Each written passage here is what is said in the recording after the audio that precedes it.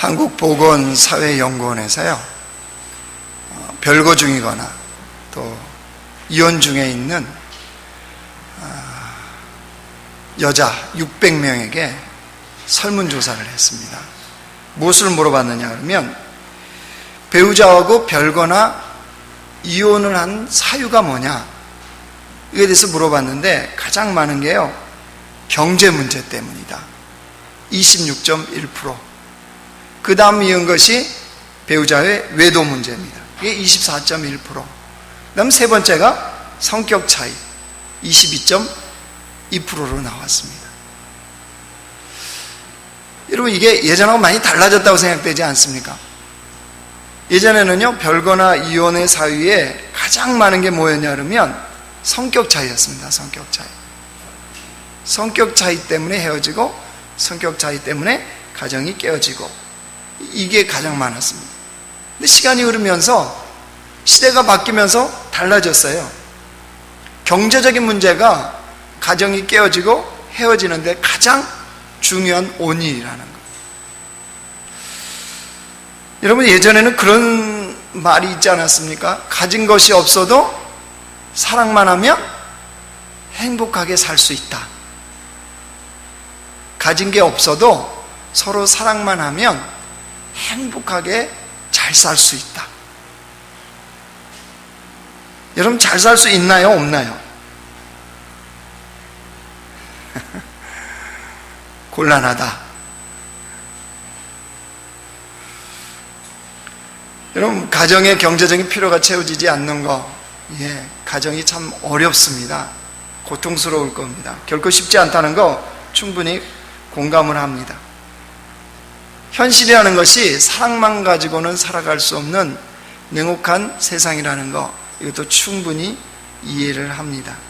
특이한 것은요, 조사를 했는데, 그럼 먼저 별거나 이혼을 제안한 쪽이 누구냐, 이 물어봤는데요, 아내 쪽에서 먼저 제안한 것이 82%, 남편들이 먼저 제안한 것이 15%.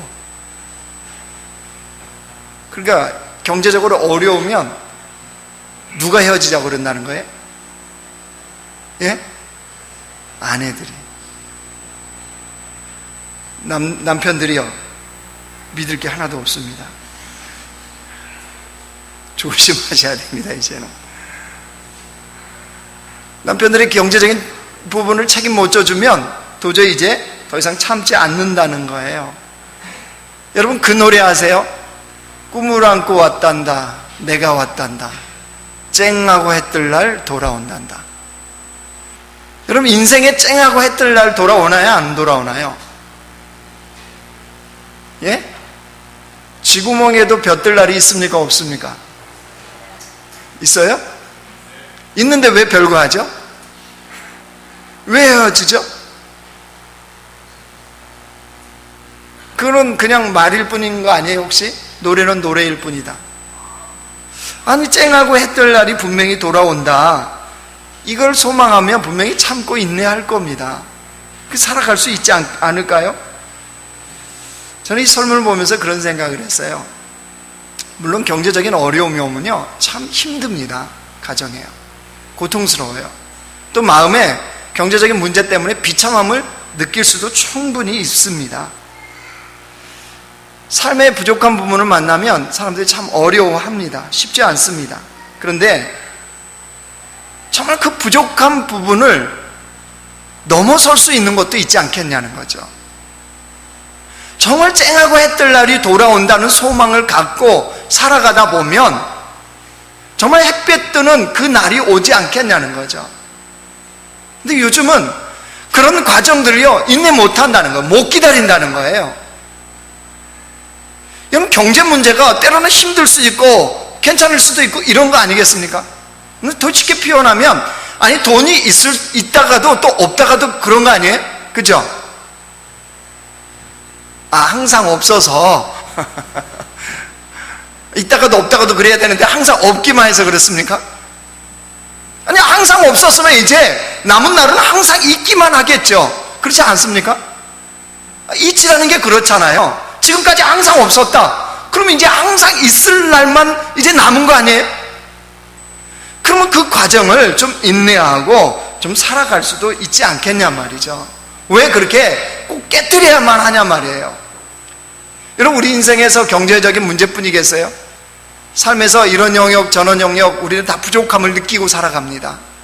어떤 사람이 이 문제가 삶에 부족하고, 어떤 사람은 이런 문제, 또 어떤 사람이 이런 문제, 그 부족함 때문에 삶이 힘들고 어려운 거 분명히 있을 겁니다. 고통스러울 만큼 힘든 부분이 분명히 우리들에게는 있습니다. 그러면 과연 그렇게 부족한 삶임에도 불구하고, 채워지지 않는 그 부족함이 있음에도 불구하고 우리 가정이 믿음의 명가로 세워지는 것이 가능할까요?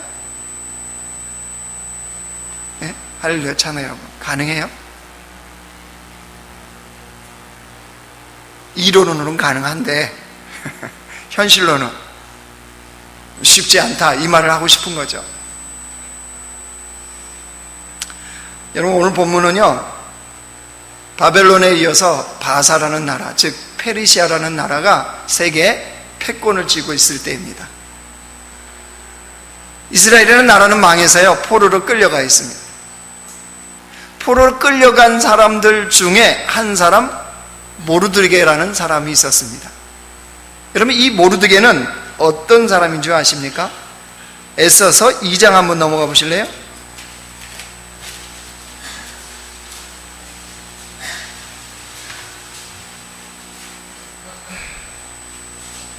2장 5절 6절입니다. 우리 같이 읽습니다. 시작. 도선 수상에 한 유다인이 있으니 이름은 모르드게라. 그는 베냐민 자손이니 기스의 증손이요 시므의 손자요 야일의 아들이라. 전에 바벨론 왕 느부갓네살이 예루살렘에서 유다 왕 요고냐와 백성을 사로잡아 갈 때에 모르드게도 함께 사로잡혔더라. 모르드게라는 사람은 어느 지파라고요? 베냐민 지파. 누구의 증손이라고요? 기스의 증손. 여러분, 기스라는 사람의 이름을 딱 듣는 순간 어디서 들어봤다는 생각 안 드세요? 사울왕의 아버지가 기스입니다. 그러면 그의 증손이라는 것은, 지금 이 모르드게는 누구 집안이라는 거예요? 사울왕의 집안이라는 거예요. 이스라엘의 초대 왕이었던 사울왕. 즉 다른 말로 얘기하면요, 왕족 출신인 거예요. 왕족. 그런데 어떻게 했다고요? 바벨론의 느부갓네살에 의해서 예루살렘에서 지금 끌려와서 포로 생활하고 있다는 거예요. 이게 뭘 얘기하냐 그러면요, 인생이 하루아침에 비참하게 됐다는 거예요. 왕족으로 잘 살고 있었는데 어느 날 나라가 망하니까 포로로 끌려와서 이 나라에 와서 지금 이 모르드게가 뭐하고 있냐면요, 왕궁에서 문지기하고 있습니다. 문지기. 그러면 인생이 얼마나 비참해져 버렸습니까? 한순간에 밑바닥 인생으로 추락해버린 거예요. 그러면 이 일이 모르드게의 의지하고 선택하고 관계가 있습니까? 없습니까? 없어요. 자기의 의지대로 자기의 선택에 의해서 이루어진 인생이 아니에요. 그러니 얼마나 비참하겠습니까? 얼마나 자기의 인생이 한심스럽겠습니까? 이런, 보통 이럴 때 사람들은 어떤 삶을 선택합니까? 보통 이럴 때, 이런 상황이 벌어져 버렸다. 그러면 이제 술로 그 화를 달래기 시작합니다. 그러거나 아니면 한숨과 비관으로 세월을 보냅니다. 이런 사람들에게 나타난 공통점이 뭐냐면요, 탓하기 시작해요. 탓. 세상이 나를 몰라준다는 거예요. 세상이 내 인생을 이렇게 꼬이게 했다는 거예요. 모르드게라면 뭐라 그러겠어요? 이 민족이 나를 망하게 해서 나를 포로 생활했다라고 여러분 탓하지 않겠어요? 교회는 이런 사람 있을까요? 없을까요? 네? 교회는 탓하는 사람 있어요? 없어요? 여러분 모르시나 보네요. 제가 보면요, 있어요. 아, 이 교회는 왜 이래? 왜 사람들이 이 모양이야? 이런 사람들이 있어요. 자, 제가 물어볼게요. 이 교회는 할 때 이 교회가 누구예요? 예? 몰라요? 말은 나잖아요, 나. 예수 믿는 우리가 성전 아니에요? 우리가 교회잖아요. 그럼 이 교회는 왜 이래? 그러면 누가 문제라는 거예요? 말은 지가 문제라는 거죠, 지가. 무슨 말이냐면요, 여러분 모르드게의 인생은 이렇게 살아갈 수 있는 충분한 조건이 다 갖춰졌다는 거예요. 세상을 비관하고 비판하고 이럴 수 있는 충분한 조건이 다 갖춰진 인생이 누구였느냐? 모르드게였어요. 그런데 더구나 모르드게 인생이 더 한심한 것은요, 딸리는 혹이 하나 있었습니다. 그 2장 7절 가보세요. 2장 7절 같이 읽어요. 시작. 그의 삼촌의 딸 하다사 곧 에스더는 부모가 없었으나 용모가 곱고 아리따운 처녀라. 그의 부모가 죽은 후에 모르드게가 자기 딸같이 양육하더라. 모르드게의 삼촌 부부가 무슨 연유인지 몰라도 일찍 죽었어요. 그리고 남겨둔 딸이 하나 있었는데 그 이름을 하다사 또 에스더라고 하는 딸이 있었다는 거예요. 근데 그 여자아이를 누가 맡은 거예요 지금? 예, 모르드게가 맡은 거예요. 근데 어떻게 했대요? 자기 딸같이 양육을 했다고 그랬잖아요. 그렇죠? 그러면 지금 모르드게 그리고 거기에 에스더 가정이 된 겁니까? 안 되는 겁니까? 이건 아빠처럼 여기 딸처럼 한 가정이 이루어진 거예요.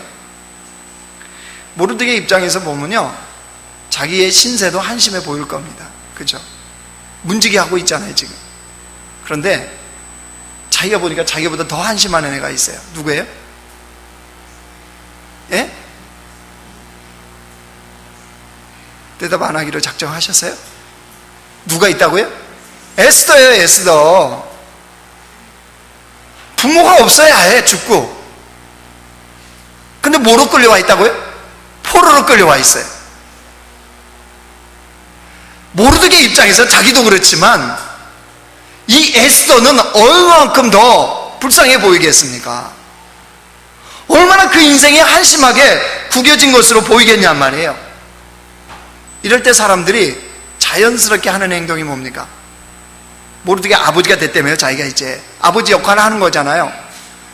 에스더를 딸처럼 양육했으니까. 그러면 아버지 입장에서 이 딸에게 어떻게 주겠습니까? 첫 번째, 무조건 잘해준다. 두 번째, 그래도 가려가면서 잘해준다. 세 번째, 어차피 남남이다. 몇 번째예요? 몇 번째예요? 첫째죠, 첫째. 할 수만 있다면 다 해주고 싶었겠죠. 여러분, 우리도 부모로서 자녀에게 할 수만 있다면 다 해주고 싶지 않습니까? 그게 부모 마음이죠. 그런데 모르드게 입장에서 에스더 봤을 때 여러분 얼마나 인간적으로 더 해주고 싶겠어요. 더 잘해주고 싶고 더 보호해주고 싶고, 그죠? 더 먹이고 싶고 더 자기가 좀 있다면 더 좋은 옷을 입히고 싶었겠죠. 이게 분명히 모르드게의 마음이었을 겁니다.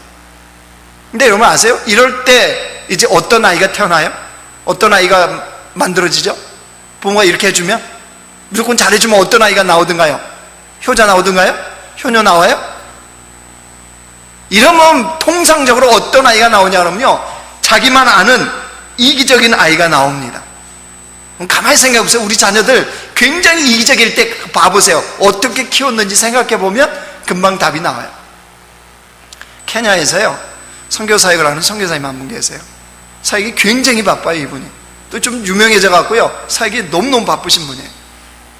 근데 이분이 그 자기 딸이 하나 있는데 그 바쁜 선교 사역임에도 불구하고 이 딸아이를요 하나님의 자녀로 정말로 잘 키웠어요. 너무너무 잘 키운 거예요. 소문이 났어요. 그래서 자녀 양육법에 대해서 책을 썼네요 이번에. 근데 이 선교사님이 자기 딸 하나만 양육을 잘한 게 아니에요. 케냐에서 선교 사역을 하면서요, 케냐의 아이들 8명을 입양을 했어요. 자기 아이로. 그럼 자기 딸까지 해서 9명인 거예요. 이 9명을 하나님의 자녀로 신실하게 너무너무 잘 키우고 소문이 다 났어, 케냐에. 이분이 하나님의 자녀에 대한 양육법 이 책을 썼는데 그 책이 이번에 이렇게 소개가 되어 있더라고요. 새로 나온 책이래 가지고. 근데 거기에 그 책을 소개하는요, 책 제목이 아니고요, 책을 소개하는 광고에 카피가 있는데 이런 내용이었어요. 제가 봐서 너무 재밌어서 여기다 써왔습니다. 뭐냐면요, 부모의 욕망과 이기심으로 자녀를 망치고 있는가? 지금 당장 자녀를 버려라. 지금 당장 자녀를 버려라. 어떻게 하라는 거예요? 품 안에 자식으로 키우지 말라는 거예요. 망한다는 거예요. 그럼 누구 자식으로 해요? 하나님께 내려놓고 양육하라. 이런 내용이에요. 책 안 사셔도 돼요. 이제 그 내용이에요. 품 안에 자식으로 키우면 반드시 이기적인 아이가 된다는 거예요. 그러나 하나님께 내려놓고 하나님 안에서 키우면 그 자녀가 온전하게 세워진다. 그 내용을 말하려고 하는 책입니다. 그럼 무슨 얘기를 하려고 그러냐면요, 모르드게의 인생이나 에스더의 인생이나 여러분 한번 보십시오. 얼마나 부족한 게 많습니까? 자기의 민족, 자기의 나라, 자기의 땅에서 지금 삶을 사는 게 아닙니다. 포로 생활입니다. 부모도 없습니다. 모르드게는 지금 결혼했는지 안 했는지 그것도 안 나와 있습니다. 모르드게나 에스더나 그 인생에 모두가 부족함 그 자체입니다. 믿음의 명가는 고사하고요, 자기들의 목숨을 부지하기도 어려운 그런 처지와 형편이 지금 모르드게고 에스더입니다. 그런데 분명한 사실은요, 이 모르드게하고 에스더하고 이룬 가정이 믿음의 명가가 되었어요. 어떻게 하냐고요? 이 두 사람이 유대인들을 구원을 합니다. 포로로 끌려와 있는 이 유대 민족을 구원하는 역사에 쓰임받는 가정이요, 그런 사람들이 된다는 사실입니다. 여러분, 모르드게 가정 교육, 아니 이 모르드게 가정에는 뭔가 분명히 있지 않을까요? 이렇게 되었다면 뭔가 있기 때문에 이렇게 된 거지 그냥 되지 않았다는 거죠. 여러분, 모르드게의 교육 철학은 그랬던 것 같습니다. 에스더를 자신만 아는 이기적인 사람으로 키우지 않았습니다. 자기만 아는 이기적인 사람, 그런 사람으로 안 키웠다는 거예요. 비록 포로로 끌려왔지만 하나님의 백성으로서의 그 정체성에 대한 교육을 했겠습니까? 안 했겠습니까? 했을까요? 안 했을까요? 분명히 했죠. 비록 포로로 끌려와 살고 있지만 하나님의 자녀에 대한, 하나님의 백성으로에 대한 정체성을 분명히 교육을 했을 겁니다. 그런데 거기서 한 발 더 나가서요, 모르드게는 에스더에게 딸같이 양육했기 때문에 자기 딸인 이 에스더에게 타인을 위한 삶에 대해서 가르쳤습니다. 너만 이기적으로 사는 것이 아니라 다른 사람을 위한 삶을 살아야 된다라고 가르쳤다는 거예요. 8절 말씀 보세요. 4장 8절.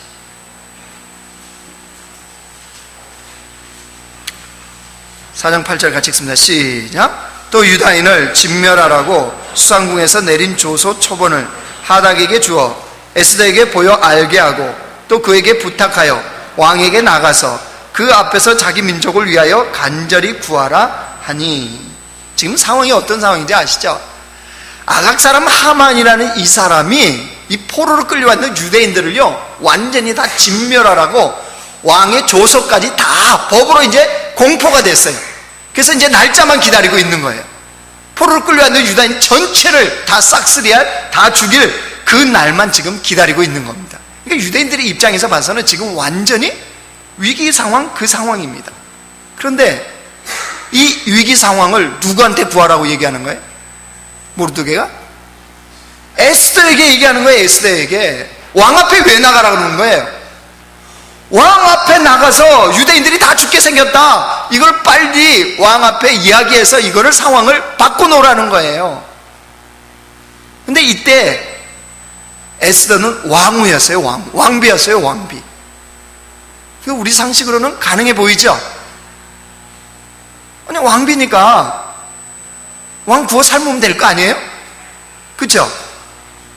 그런데 이 일이 결코 쉽지 않는 일이에요. 목숨을 걸어야 되는 일이에요. 지금 뭐 때문이냐 그러냐면요, 여러분 그 에스더의 이야기를 들어보면 알아요. 11절 말씀 보세요.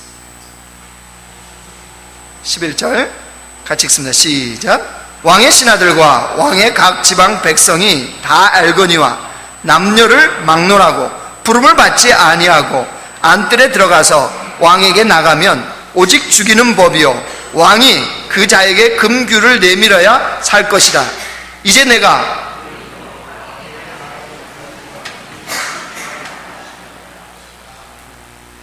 무슨 말씀인지 아시겠죠? 예전에는 왕을 시해하거나 이런 사건이 많았기 때문에요, 그 어느 누구라도 왕이 부르지 않았을 때 왕이 거하는 처소 가까이 오면요, 이거는 반역, 시해라고 해서 다 그냥 죽였단 말이에요. 이게 법으로 딱 정해져 있는 거예요. 그래서 그 누구도 감히 왕이 부르기 전에는 왕 앞에 갈 수가 없었어요. 그렇기 때문에 지금 에스더가 하는 얘기예요. 왕이 나를 지금 30일 동안 부르지 않았다는 거예요. 그런데 앞으로는 더 부를 가능성이 있다 없다? 없다는 거예요. 근데 내가 왕이 부르지도 않았는데 왕 앞에 가면 어떻게 한다는 거예요? 죽는다는 거예요. 당연하죠. 이거는 이미 법으로 정해진, 에스더가 그 얘기하는 거예요. 그래서 지금은 때다 아니다, 때가 아닙니다, 이 말 하는 거예요. 그런데 그런 것을 모르드게가 알았어요, 몰랐어요? 알았을까요, 몰랐을까요?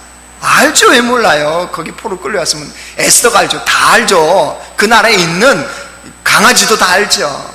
그 법이 있다는 걸. 그런 걸 알면에도 불구하고 8절 다시 봐보세요. 8절 에스더한테 뭐하라고 그랬어요? 그 하반절 보세요. 왕에게 나가서 그 앞에서 자기 민족을 위하여 간절히 구하라 하니, 그런 거 개의치 말고 왕 앞에 나가라는 거죠. 그게 지금 모르드게의 에스더한테 향하는 그 말이에요. 이게 무슨 말이냐 말이에요. 여러분, 이럴 수 있어요? 부모가 자식에게 이럴 수 있습니까? 타인을 구원하기 위해서 네 목숨을 던져라. 여러분 자식에게 이렇게 가르칠 수 있습니까? 다른 사람을 구하기 위해서 네 목숨을 던져라, 이렇게 가르칠 수 있냔 말이에요. 아니, 그렇게 가르치고 있습니까? 대부분 사람들은 어떻게 가르치죠? 뭐가 지혜라고 얘기하죠? 적당하게 눈치껏, 내가 나서지 않아도 돼, 적당하게 눈치껏 하는 거, 그게 지혜야, 이렇게 말 안 합니까? 보통은 그렇게 가르칩니다. 근데 모르드게는 달랐습니다. 에스더를 그렇게 가르치지 않았어요. 여러분, 오히려 13절 14절 보세요. 에스더가 때가 아니라고 거부를 합니다. 그리고 그 왕 앞에 나가면 죽는다고 얘기를 합니다. 왕이 부른 지가 아직 부름받지 못한 지가 30일이 넘었다고 그래요. 왕이 자기를 안 찾는다는 거예요. 근데 그때 13절 보세요. 모르드게가 그를 시켜 에스더에게 회답하되, 너는 왕궁에 있으니 모든 유다인 중에 홀로 목숨을 건지리라 생각하지 말라. 이때 내가 만일 잠잠하여 말이 없으면 유다인은 다른 데로 말미암아 노임과 구원을 얻으려니와 너와 내 아버지 집은 멸망하리라. 내가 왕후의 자리를 얻은 것이 이때를 위함이 아닌지 누가 알겠느냐 하니, 에스더가 분명히 때가 아닌 것 같습니다, 가면 나 죽습니다, 이렇게 얘기했더니 에스더가, 모르드게가 뭐라고 그래요? 그래, 알았다 이거예요? 아니죠. 지금 뭐라고 그러는 거예요? 지금이 하나님께 쓰임받을 수 있는 기회이다, 절호의 기회다. 지금 거부하는 에스더를요 지금 꾸짖고 있습니다. 무슨 말로요? 모르드게는 분명히 믿는다는 거예요. 하나님은 자기 백성을 분명하게 구원하신다는 거예요. 네가 거부해도 다른 방법이 있다는 거예요. 다른 통로가 있다는 거예요. 그런데 아버지 입장에서 딸에게 지금 뭐라고 고면하는 거예요? 하나님의 그 일하심에 동참할 수 있는 절호의 기회인데, 네가 이 기회를 놓친다면 어리석은 자다, 정말로 어리석은 자다 라고 지금 에스더를 꾸짖는 말입니다. 여러분, 이게 무슨 말이냐면요, 목숨 걸고서라도 이 기회를 잡으라는 거예요. 목숨 걸고 이 기회를 놓쳐버리면 너는 어리석은 자라는 거예요. 여러분, 이런 부모 있을 수 있어요? 세상에 이런 부모가 있습니까? 타인을 위해서, 그것도 다른 사람을 구원하기 위해서 네 목숨을 버려야 될 절호의 기회다 라고 말할 수 있는 이 부모가 세상에 있냔 말이에요. 예를 들어서 여러분, 이렇게 한번 비유를 해보죠. 이번 우리 이제 여름에요, 여름 선교 축제를 갑니다. 창립 20주년 기념 선교 축제를 해서 이제 8개 팀으로 나누는 건 다 아시죠? 청장년 8개 팀으로 나눠서 이제 각 교회, 각 지역으로 우리가 이제 복음을 들고 나갑니다. 여러분, 이 일이 하나님 나라에, 하나님의 관점에서 보면 얼마나 정말로 가치 있는 일, 얼마나 귀한 일인지 모릅니다. 하나님이 이 일을 너무너무 기뻐하십니다.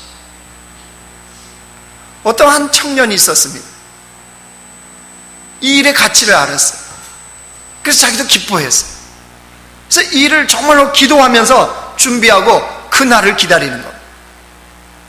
그런데 하필이면 그 선교 축제하는 기간, 그 주간에 자기가 취업하려고 좀 준비를 하고 있는데 취업을 위한 중요한 시험이 그 날에 딱 겹쳐 있는 거예요.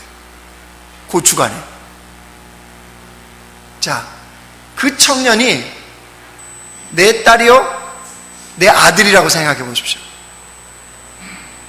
여러분, 부모된 입장에서 이런 상황에서 어떻게 권면을 하시겠습니까?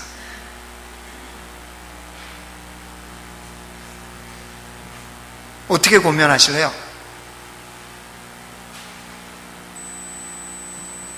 예? 눈만 꼬뻑꼬뻑 하지 마시고요. 1번, 선교는 뭐 아무 때나 갈 수 있다. 내년 가도 되고 그 다음 년도 가도 되고 너 죽을 때까지 선교할 일 너무너무 많다. 예? 1번. 2번, 시험이 그때만 있겠냐? 이번에 취직 못하면 다음에 취직하지 뭐. 자, 여러분 같으면 속으로만 대답하세요. 저는 알아요. 뭐라고 얘기할지 거의 대부분 알아요. 속으로만 대답해 보세요. 자, 나는 내 자녀에게 1번이라고 권면한다. 아니면 2번이라고 권면한다. 네, 주님은 아십니다. 여러분이 뭐라고 대답하실지 주님은 아세요. 모르드게 같으면 어떻게 했다고요? 모르드게 같으면 하나님의 일을 위함이 이때가 아니겠느냐. 시험을 포기하고라도 선교 축제에 가라. 이렇게 모르드게는 권면을 했을 겁니다. 어떻게 알아요? 에스더의 반응을 보십시오. 16절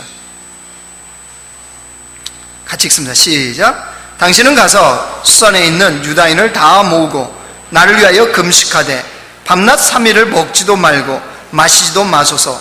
나도 나의 시녀와 더불어 이렇게 금식한 후에 규례를 어기고 왕에게 나가리니 죽으면 죽으리다 하니라. 죽으면 죽겠다고 고백하는 에스더. 이 말이에요. 선교 현장 가서 주님을 위해서 죽으면 나 죽겠습니다, 이 말이에요.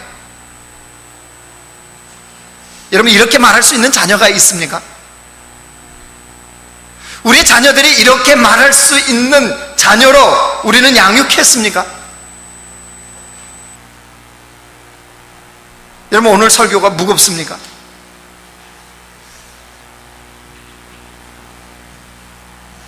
에스더가 이렇게 믿음의 훌륭한 반응을 보일 수 있었던 이유가 어디에 있었을까요? 이렇게 믿음의 훌륭한 반응을 보일 수 있었던 이유가, 여러분, 에스더 뒤에 서 있는 모르드게가 안 보입니까? 에스더 뒤에 서 있는 모르드게 때문입니다. 모르드게가 그렇게 양육을 했기 때문입니다. 왜요? 모르드게는 알고 있었거든요. 무엇을요?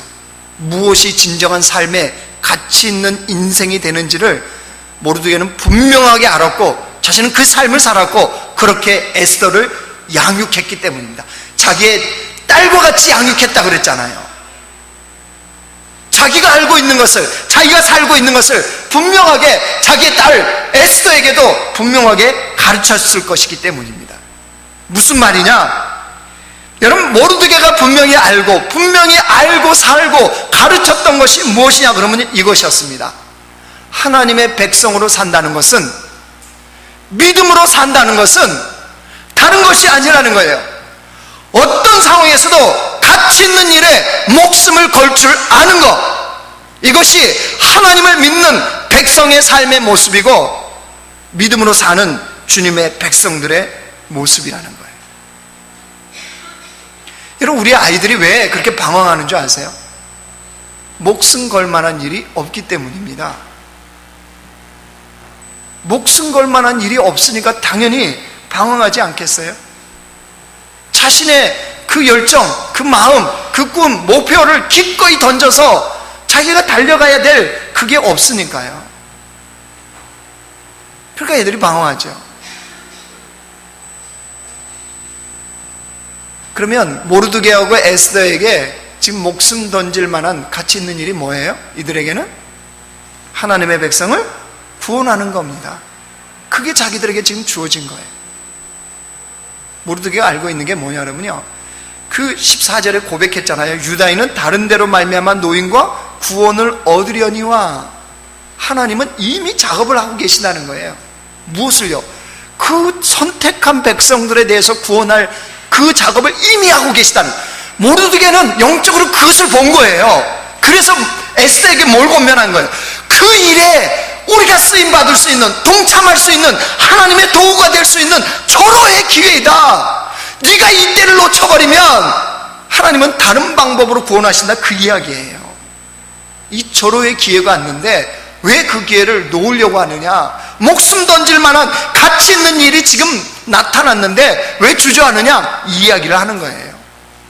여러분, 이런 모르드게, 이런 에스더, 이 믿음의 반응 앞에 하나님이 어떻게 행하셨을까요? 에스더 9장 가보세요.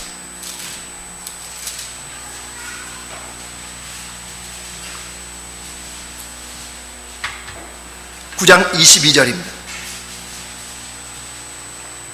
같이 읽습니다. 시작. 이달 이날에 유다인들이 대적에게서 벗어나서 평안함을 얻어 슬픔이 변하여 기쁨이 되고 애통이 변하여 기랄 날이 되었으니 이 두 날을 지켜 잔치를 베풀고 즐기며 서로 예물을 주며 가난한 자를 구제하라 하매. 상황이 어떻게 됐어요? 완전 역전이 되어버렸습니다. 에스더서를 읽어보세요. 전체로.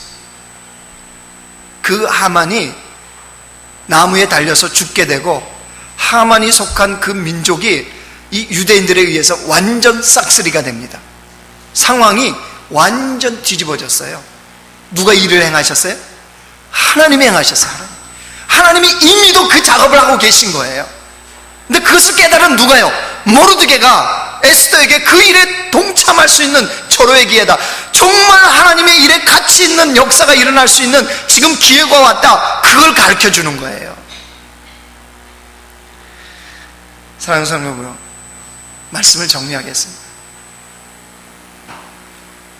우리가 살아가고 있는 가정들, 우리가 속해 있는 가정을 믿음의 명가로 세워야 되지 않겠습니까? 여러분, 이런 마음에 소원들이 있습니까? 내 가정을 믿음의 명가로 세우고 싶은 마음의 소원이 있냐는 거예요. 여러분, 그런 마음의 소원이 있으시면요, 가정에 꼭 있어야 될 것이 있도록 하셔야 돼요. 꼭 있어야 될 것이 있어야 됩니다.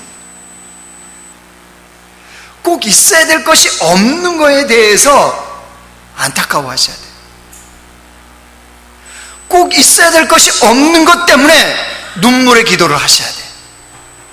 그게 뭡니까? 믿음으로 가치 있는 삶을 선택하고 살아가는 거예요. 가정의 구성원들이 믿음으로 가치 있는 삶을 선택할 줄 아는 그 그 백성으로 살아가는 거, 여러분 이것이 가정에는요 꼭 있어야 돼요.